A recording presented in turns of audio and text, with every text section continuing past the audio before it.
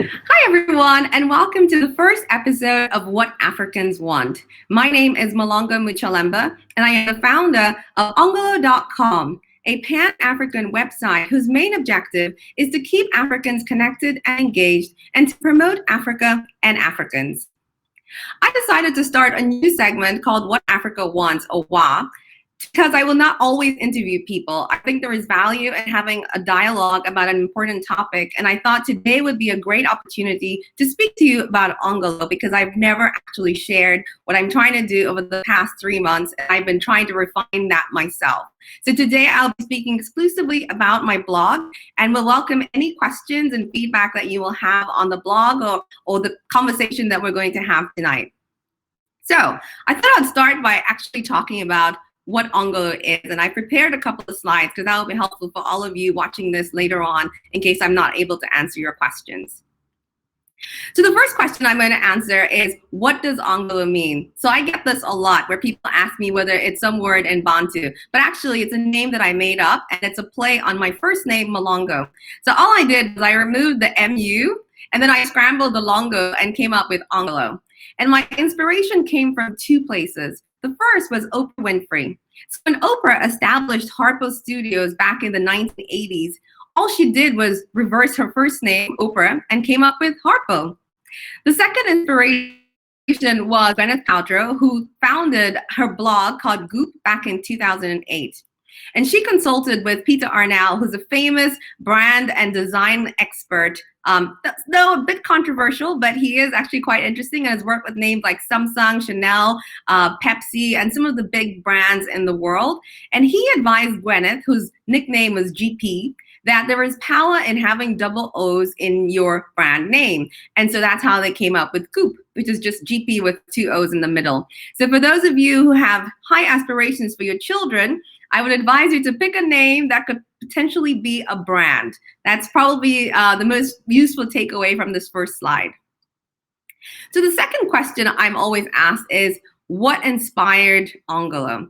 And so I'm going to go small here because I've got a slide. So I'll probably actually go off camera so I can talk about this better. So what inspired Ongolo? So I have been thinking of founding a blog for Africa back in 2018. And the problem I was trying to solve was threefold. First, I was frustrated by the mainstream media's portrayal of Africa, which seems focused on 4 different topics: corruption, crime, disease, and poverty. I call it the CCDP model. Now, my challenge to that is, if Africa was such a dump, we would not have had colonialism for nearly 100 years. So clearly there was some value in this continent that people's ancestors saw many, many years ago, and suddenly the narrative is not positive. And that's something that has frustrated me immensely. It has frustrated me even more so because I have a theory about this. Western media's portrayal of Africa is no different from emotional abuse. Because emotional abuse is designed to undermine people's feelings of self-worth, and independence. And that is exactly what continuing the CCDP approach for Africa does. It reinforces the narrative that Africa is a backward continent and that its people are weak and unintelligent. And the reason I'm saying this is, if Twitter can call out the President of the United States for promoting abusive behavior, then I think it's time that broadcasting bodies across Africa start paying closer attention to the news that filters into our homes and try as much as possible to filter out biased reporting. Now, I'm not saying there is no corruption, crime, disease, and poverty in Africa. My challenge is that this just paints part of the story. And it also, unfortunately, doesn't help us get out of that self-limiting belief that we have that we cannot compete with other countries on the global stage, and that has to stop. And the second point is that Africa remains relatively unknown. So I'm from Zambia, and I'm often asked the question if Zambia is next to Nigeria, because Nigeria has done a fantastic job of ensuring that the world knows who they are and where they are on the map. Back in the 90s, people of African descent were still being asked questions like, do people in Africa live in trees? Now, I'm sure you and I both know that our ancestors have long lived in homes, but the fact that people think that's an okay question to ask is shocking to me. I personally have had people say to me that Africa is a deep, dark continent. And I take great offense to that, given that everyone has broadband. And if you're really curious about what Africa is like, all you can do is Google, but people do not do that. So that's the reason why we need to solve the problem number one, which is the negative and often biased reporting of Africa, so that people can actually understand the multi-dimensions that constitute the continent that we know. And then lastly, Africans don't know enough about each other. So when I was frustrated with people non-Africans calling Africa the dark continent, I had to stop and reflect, because the reality is we don't know what our neighbors are doing. And I really wanted to get us excited about our own continent. And through this blog, I actually found out some really interesting things about Africa that I wouldn't have known before. So for example, in Benin, we have one of the world's leading palm oil labs in the world.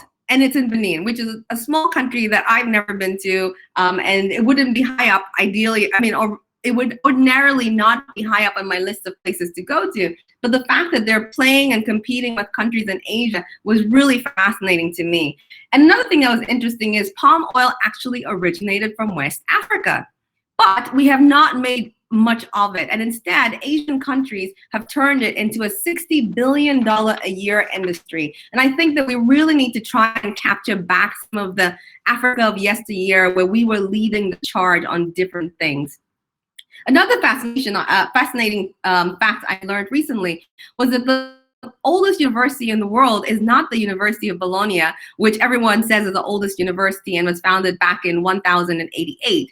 But the oldest university is actually the University of Al-Qarawiyyi in Fez, Morocco, which was founded by a woman actually back in 859, about 229 years before the University of Bologna. So there's a lot going on in Africa that we don't seem to know about. And one of the reasons why I wanted to found this blog was so that I can share as many of these stories as possible. So how will Ongolo do this? And that's the bullet points on the right side of the screen. So the first thing is I'm very keen to promote African success stories, because there is so much good work going on in the continent. And I think that we're far too modest at showcasing our success. So I would ask you, if there are any amazing people that you've met or amazing companies that you think I should speak to, please get in touch and send me a note on hello@ongolo.com. The second objective is I would like to provide a more accurate depiction of the Africa we know and love. And this goes back to point number one about mainstream media's portrayal. The third point was to promote African solutions, especially around innovation, thought leadership, and entrepreneurship. So I was really excited in my last interview to interview Dr. Leonard Wanchikong, who is a professor of economics at Princeton and is working on an initiative called the Pan-African Scientific Research Council, which has interest from about 200 scholars from 22 African countries and 10 non-African countries. And they're trying to figure out how to push innovation in Africa and from Africa. And I'm really excited to follow that story. And I hope to bring you some insights and some news as they progress. The other story that I covered was Madagascar's COVID organic solution. What was very interesting about this, and the reason why I wanted to have somebody from Madagascar on my show, is because as soon as Madagascar announced in April that they had found a cure, the entire world slated them. How dare this island of 20 million people, if that, thinks that they can come up with a solution for COVID-19. What was interesting is Madagascar has been doing medical research and producing herbal medicine since 1957. And 80% of endemic plants in the world are only found in Madagascar. So yes, how dare they? They actually have the means and the ability to produce medicines. And I really wanted to put that out there, because there have been a lot of trials of COVID-19 in the West that have not worked, and yet no one is talking about them, but gave them the opportunity to actually trial. And we haven't done that for Madagascar. So I'm trying to create an equal playing field for Africa and Africans. And the only way we can do this is by talking about these stories. And the last point is about promoting talented Africans. We need to put our best people forward, especially for global roles, but we have to do that in a united manner. So on the 9th of June, the FT reported that both Africa and Europe are seeking to field one candidate for the WTO top job. But whereas Europe is more likely to achieve this, African Union is failing to convince Nigeria, Benin, and Egypt to unite behind one person. And it's times like this that I wish that this decision could be put forward to Africans to decide what is best for Africa. So this is basically what I'm trying to do with my blog in summary. And the way I'll measure success is not by a huge number of followers. I'm doing okay building a steady following, but that's actually not the core mission. I think I will measure success by the impact that the blog will have, whether it be in the field of innovation and supporting innovators in either connecting them with global institutions, or it could be just showcasing people who are doing amazing products. So I've had a few small companies in Africa that are doing jewelry, virtual business support, and they've actually benefited by coming on my show. So even if they got 1, 2, 3, 4 more customers, that was 4 more than they would have had without having come on and actually shared their story. So it's really important for me that people come on, tell their story, and that it affects or resonates with more people on the continent. And that's how I'm going to measure success. Okay, so that's Ongolo's mission. I look forward to your feedback on that and see whether it's too ambitious, not ambitious enough. So please let me know.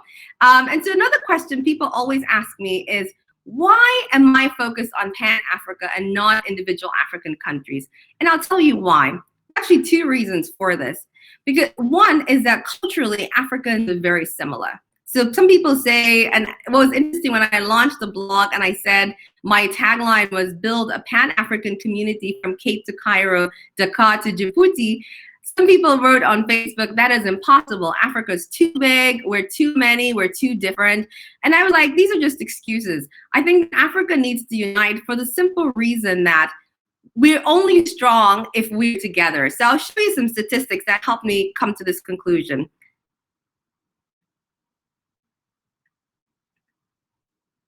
Okay, so Africa has a total population of 1.34 billion people. And if you look at the chart on the screen, you'll see that 10 countries make up about 61% of the total population. Nigeria has 15%, then followed by Ethiopia, Egypt, DRC, Tanzania, South Africa, Kenya, Uganda, Algeria, and Sudan. These 10 countries are 61% of the total Africa population. And how does this compare to the rest of the world? So China's population is about 1.4 billion, and India is about 1.35 billion. And these 2 countries make up at least half of the population of Asia, which is 4.5 billion. Interesting enough, Europe only has 750 million people, and the US has 328 million people, which is basically equivalent to Nigeria and Ethiopia. Latin America is also quite small, at a little over 440 million people. And so what I realized was that Africa only makes sense when you look at it as a whole, as a sum of whole, because individual countries, other than perhaps the big ones, lack the bargaining power to be relevant on the world stage. I've worked in corporate abroad, and a lot of times Africa is treated like a rounding error in financials, which it really is not. When you look at the numbers equals markets, and that equals economic development. So the narrative that Africa is a rounding error, for me, is a fallacy. And I wish that we could understand that we are stronger if we unite behind the continent than if we try to be relevant individually. And I hope this is a concept that resonates, but that was the reason why I came up with the tagline, a Pan-African community from Cape to Cairo, Dakar to Djibouti. On the right of the screen, I've actually tried to capture the main languages that are spoken in Africa, because we do have common way of actually engaging and interacting with each other. So English is spoken by 44% of Africa, followed by French, which is 25%, Arabic 17%, and the other is actually Amharic, spoken in Ethiopia, I think parts of Eritrea, and also Portuguese, which is spoken in a few countries, Angola, Mozambique, and I think Cabo Verde. But the point is that we actually can communicate in a few Western languages, and that actually helps us with the integration with the wider world. And this is the reason why I enabled 6 languages on Ongolo.com. So I have English, French, Arabic, Portuguese, Amharic, and also Swahili, which is widely spoken in East Africa. So if you haven't had a chance to look at Ongolo, I would encourage you to do so, and I will actually show you that functionality on the blog. Okay.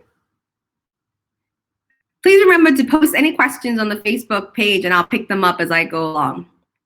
Okay, so the next question I'm asked by people is, who is Ongolo for? Which I think is a valid question, because I did have a persona in mind when I came up with the blog, and I should clarify this explicitly. So first, Ongolo is for all Africans, regardless of race, religion, age, political affiliation, and etc. And the reason I'm saying this is when I posted the survey on Proudly African, people were not sure whether I meant Black people or Africans. And I needed to clarify that I mean everyone in Africa, regardless of their race. And that's quite important, especially in these times where Black Lives Matter is very topical. And I think it was a valid comment, because when I reflect on all the people that I've interviewed, majority of them have been Black. And I think that's what's led to the conclusion that this is a blog for Black Africans. And I want to categorically say that is not the case. And I will be more mindful as I do the interviews going forward. The second point is that this is also a blog that interests people who are non-Africans and are interested in seeing Africa do well. It's really important that I add that qualification, because it's not a blog for people who want to come here and confirm that Africa is poor, that Africa has problems. Yes, we have problems. Yes, we're poor, but that's not the objective of the blog. The blog really seeks to see how we can uplift Africans. And it's really important that the people who are coming onto the site support that mission. I'm also interested in attracting people who are progressive, positive thinkers, and doers.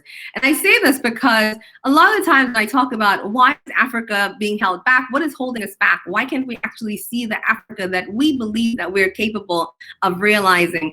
And people will say, oh, but we're colonized. And I'll say, yes, I agree, we were colonized. But when living in Asia, one of the things that I've noticed is that Africa and Asia have a shared history on colonialism. We're all colonized by pretty much the same countries. But then Asia actually had even more than that, than what Africa experienced, in terms of they had the invasion by Japan, and then they had a lot of wars like Vietnam War. You've got the South and North Korea divide. You had civil war in Cambodia, and they had a lot of problems. But Asian countries have sort of made peace, or not made peace, but they then don't have the same hung up about colonialism that Africa seems to have. So we still teach our children in schools and universities that colonialism is the reason we haven't developed, even though we've been independent for 50, 60 years. So where is the ownership? Where is the personal accountability for what we have achieved in the past 50 years? And I say this, that if Singapore at independence, when they had no resources, nothing, had sat back and said, we were colonized, we were invaded by Japan, they would not be the country they are today. And I think it's really high time that us as Africans acknowledge our history. That's why the history classes. But we need to really figure out what we're doing today for Africa of the present and Africa of the future. And we'll only do that if we have progressive and positive thinkers, but also people who do. Because if there's one thing we're very good at is armchair critics. So we know everything that's gone wrong. We actually even have a lot of great solutions. But when it comes to doing, we seem to hold back.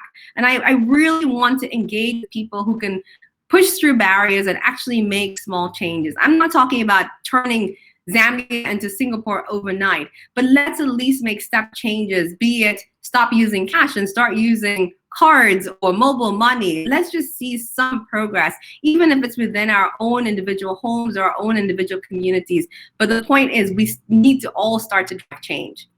The fourth point is I want to explore the world outside politics. And I say this because politics is a big factor in Africa, but it's also part of the problem that we have in Africa today. And you will see that actually with the survey results. So I have deliberately stayed away from politics on this blog because I think there's a whole world in the private sector, the not-for-profit, that can actually help us, achieve our goals. And then the last point is Pan-African mindset. That's super important. So when I recently posted an ask on Twitter looking for entrepreneurs, people were sending me some suggestions, and some of them were quite interesting because they're very local. like local to their town, local, not present on social media. You can't even tell what it is they're doing. And I said to people, the blog is supposed to be Pan-African. I always have to go back to my tagline about building a Pan-African community from Cape to Cairo, Dakar to Djibouti. So I'm really looking for people who have that borderless Africa mindset. It may not be in reality, but I think that there is value, especially when we've got regional bodies like COMESA or SADC. We can utilize those platforms to do more outside of our borders. So those are the people that I'm really interested in engaging. So I hope that makes sense to people. Okay, so that's Ongolo's primary audience. And the other thing I thought I would do was actually just show people the blog, because I was quite surprised by how many people have not been on the blog. And so I've streamlined the blog quite a lot from the first version of Ongolo. And that's just so people can go straight into the blog post when you come onto the page. So previously I previously had a big block with my name and the tagline, and then I had stuff at the bottom, but I think people were struggling to navigate. So I've tried to simplify it as much as possible. You come onto the landing page and you can immediately see the latest blog post, and also scroll down below and you can see the latest videos, the latest interview that I've had. And I have a few tabs above. The first one I want to point you out to is where it says English. If you go to the drop-down menu option, it gives you the 6 languages I mentioned before. I've got an about page which tells you a little bit about myself and also captures the point about the mission of Ongolo. And then the blog page, you can see all the blog posts, and you can also sort them out by 7 different categories. So from culture, travel, innovation, ESG, and I have a random category as well. And then conversations is where I am posting all the shows that I have. And these would be under Bread and Butter, which is the business segment show. Diaspora Chronicles, which is where I get ordinary Africans who are doing amazing things to come and tell their story. And then Now What Africans Want, which is going to be me talking to you about a topic that I think is potentially interesting. And today I'm talking about Ongolo and Ongolo's mission and the movement that I hope to create. Okay. So the next thing I want to talk about is my logo, because a lot of thought went into this, surprisingly, and I was a bit disappointed when I found out that the Africa Union logo is similar in that they have Africa, it's in green, they have Africa, they have light coming out, and then I think they have stars instead. And I only discovered this a month into my blog when one of my guests was like, oh, your logo is very similar to Africa Union. When I was coming up with this design, I basically took the criticism of Africa as deep, dark continent and said, okay, I'm going to have black as my base. And then I wanted to show that Africa can and will shine for the world. And that's why I took inspiration from the sun and the sun's rays. So this is supposed to depict Africa shining for the world. And the circle is supposed to depict unity. So when my logo designer first came up with this, they took Madagascar out of the circle. And I was so stressed about that because I did not want the people of Madagascar to think that they were not included in the circle, because you are a part of Africa and we appreciate you. And I think some of my friends in Mauritius were a bit worried that Mauritius technically sits outside the circle, but you're so small that I wouldn't actually be able to spot you. So please note that Mauritius, Seychelles, Cabo Verde, all are in the circle that is Ongolo. And Ongolo is the name, and the tagline here is proudly African, because I wanted people to associate Ongolo with an African brand, and that was very important. And the reason I'm talking about this is when I launched the survey last week on Proudly African, it was to check whether the concept of being proud about Africa resonates with people. And so that was the basis of the survey. So I'm going to show you the survey results. So the survey is still going on. So if you haven't responded, I will post a link actually if you haven't seen that. And the survey, so far I've had 132 responses, and I should be transparent and say that 45% of the responses are from Zambia, where I'm from. So thank you everyone who's responded. And then I've had a decent response, about 11-12% from Nigeria, Uganda, and then 5% from Kenyans, nationality-wise, sorry, Kenya, South Africa, yeah, are some of the countries that have responded. And so if you see the results, and I need to take myself off again, sorry about that. Okay. So if you look at the results, you see that 65% or 64% of people say that they are extremely proud to be African. So this was quite interesting to see as well. Initially, I think we had quite a lot of people, when I looked at the results at the beginning, it was about 80% extremely proud. And then you've got 64% who are extremely proud. You've got 22%, or rather 23% who are very proud. And then you've got 11% who are moderately proud, and less than 1% each of a little proud and not proud at all. So I personally did not put myself in extremely proud, interesting enough. Even though I'm proudly African, I needed to be honest and say I'm proudly African, but I'm not extremely proud. And actually, my responses are very similar to the things that I found in the survey as to what makes us less proud about Africa. And we lost some marks on certain areas. So I'm going to show you the rest of the results so you can see what people said.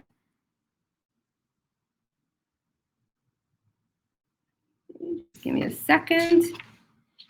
Okay, so what makes you proud to be African was one of the questions I asked. And what was interesting is that almost everybody responded to the arts, culture, and heritage point. So what makes us really proud about Africa is our heritage and our culture. And I think that resonates with a lot of people, that we are very strong in terms of our food, our dance, our music, our sense of family. So the response actually made a lot of sense to me with the majority of people. So at least 9 out of 10 people responded to this one or picked it as one of the 3. And then the second most popular response was natural resources. And this also makes sense because Africa on paper is the richest continent in the world. We have all the minerals, we have the land, we've got the water. We really should be the wealthiest continent in the world. We just haven't really made the most of that. And then the third thing that was interesting was racial and ethnic diversity was picked as the third most popular. And this makes sense because we are a very diverse continent. We are actually more tolerant in Africa than we've seen, say, in the US or in Europe in terms of our racial divide. I'm not saying it's perfect. We do have countries where there is racial tension and there's a lot of ethnic tension across the continent. But for the most part, we are really united on this front. And I can tell you, outside of Africa, and this is why I think that it is possible to create a Pan-African community, because outside of Africa, Africans always gravitate to each other, regardless of which part of Africa they come from, north, south, east, west. We tend to be very close. So just yesterday, I was having lunch with a Moroccan, and we're going to collaborate on our shared passion for Africa. And she actually confirmed to me, because I've always felt that North Africa sort of sat on its own, and I struggled to get people from North Africa onto my blog.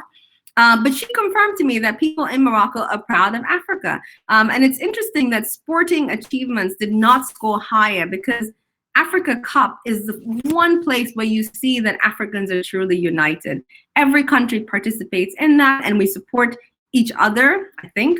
I don't really watch soccer that much, but we support each other, it seems, in the African Cup front. But we don't really have that level of unity in other parts of the economy. But I thought that that would be much higher. I was surprised by that being 4th.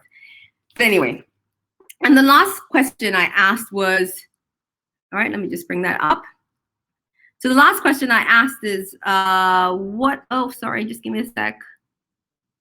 What makes you, all right, okay. So what makes you least proud to be African? And actually, this also covers why I also scored what makes me proud, not the top one, but the second best one. Was the first big reason, and this again was selected by 9 out of 10 people, was disappointment with our political systems and governance. This is an indictment on our politicians on the continent, because a lot of the problems that we have are down to the political system. I'm not saying democracy is the way to go, but if you're going to be authoritarian, at least do your job.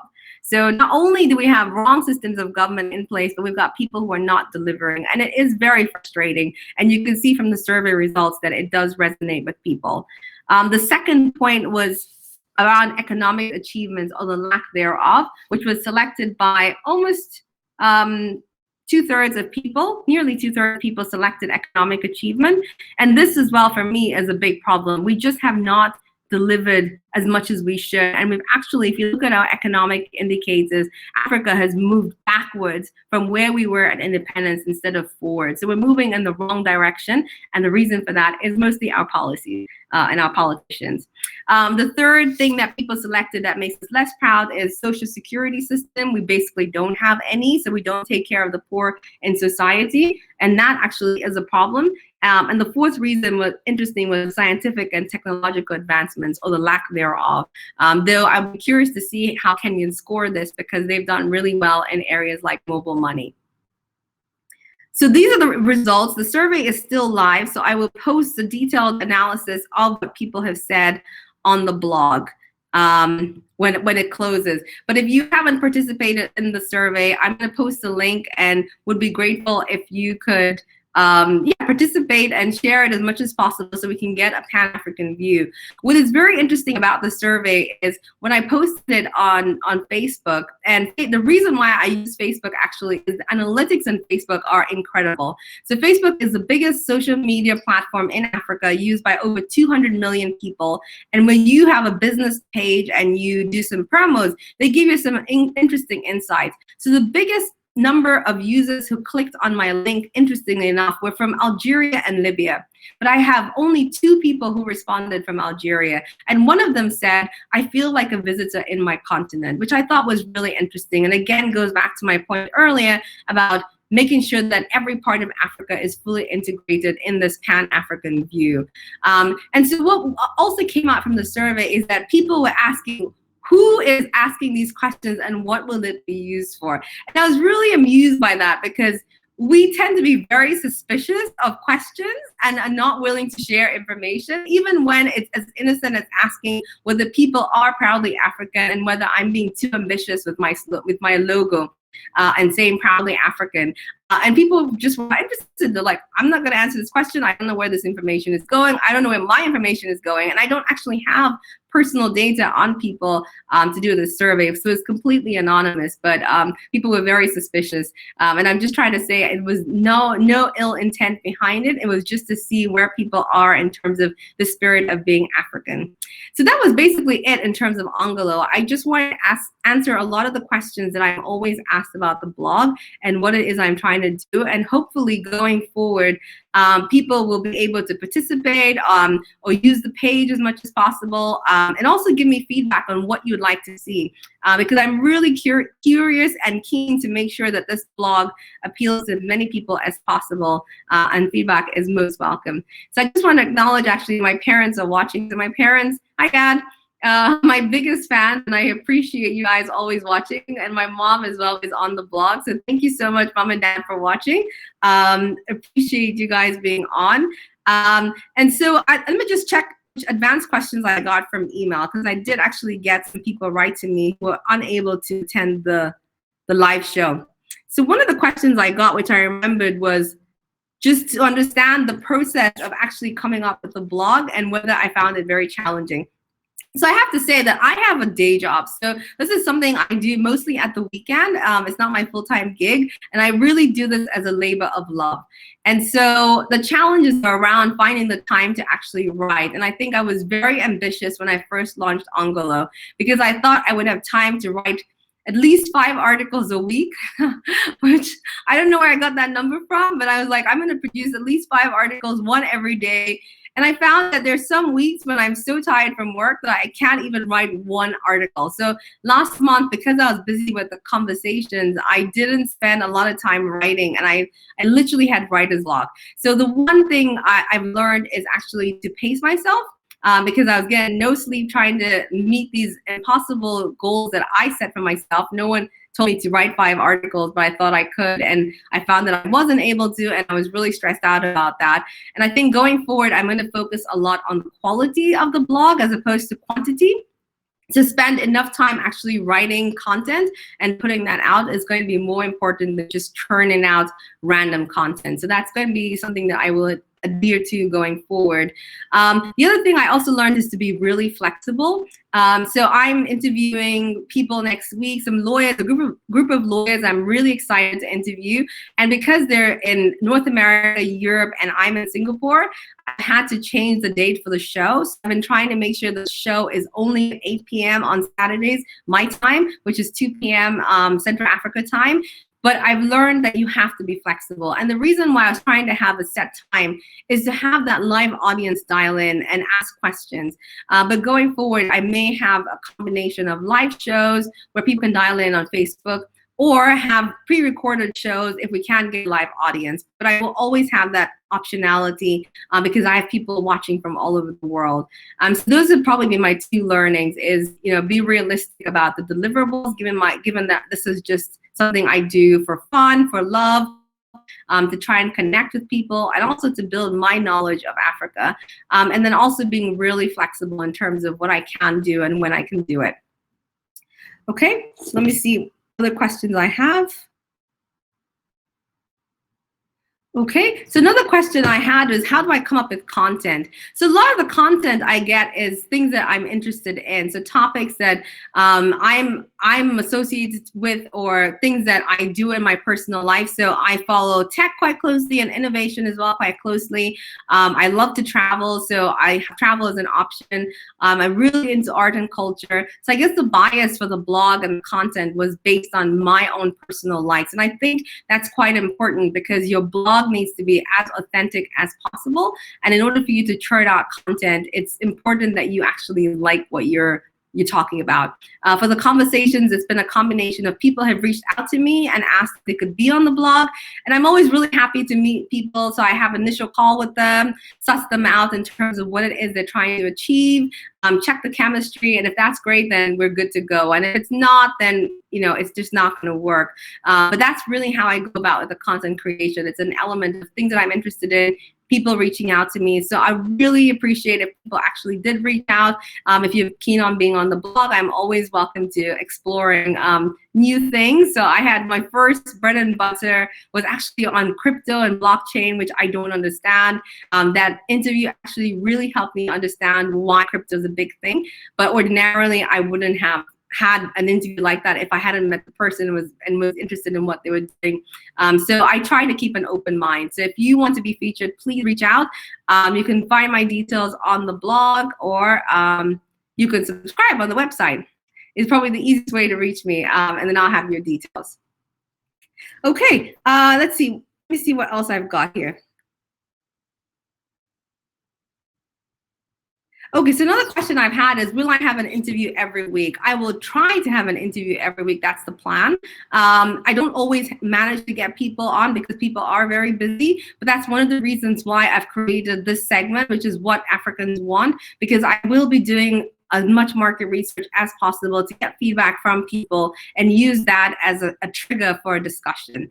So it's going to be a mix of culture show, which is Diaspora Chronicles, business show, which is bread and butter, and then What Africans Want, which is just discussing something that is topical in Africa, and it would just be me on screen like today, and maybe do some slides. So it would be an element of coaching, an element of thought leadership, and hopefully a discussion back and forth with the audience as well. So I think those were all the questions that I got on Ongolo. So I'm available on email. Let me just post my email address as well. But I would be really grateful if you could subscribe to the blog. It's you can subscribe to the blog on the landing page, and then keep up to date with the posts and the articles. I've taken out the forum component of the blog because it wasn't being utilized, and I also think that it's great for people to just be open and transparent and just post things on the wall. So I'm comfortable with that. But if you have any questions, please email me at hello@ongolo.com, and I will see you on the show in the future. So to everyone who's dialed in, oh, hey, Goma. Just want to say hello to my cousin in London. Thank you for dialing in or joining the show. And everyone who will watch this later on, please let me know if you have any questions or suggestions. And I'm also happy to email the slides if anyone wants them. So thank you so much for your time today. My name again is Muloongo Muchelemba, and good night or good afternoon to everyone in Africa. Thank you.